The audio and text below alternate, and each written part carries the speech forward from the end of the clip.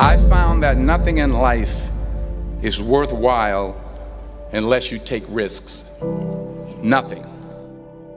Nelson Mandela said, "There is no passion to be found playing small and settling for a life that's less than the one you're capable of living."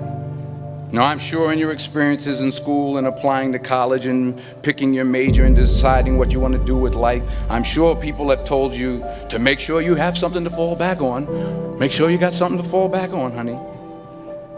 But I never understood that concept, having something to fall back on.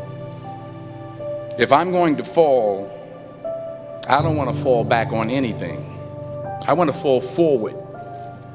I figure at least this way I'll see what I'm going to hit. Without consistency, you'll never finish.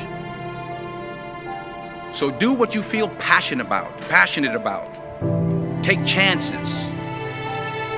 Don't be afraid to fail. There's an old IQ test, was 9 dots, and you had to draw 5 lines with a pencil within these 9 dots without lifting the pencil. The only way to do it was to go outside the box. Don't be afraid to think outside the box. Don't be afraid to fail big, to dream big. But remember, dreams without goals are just dreams.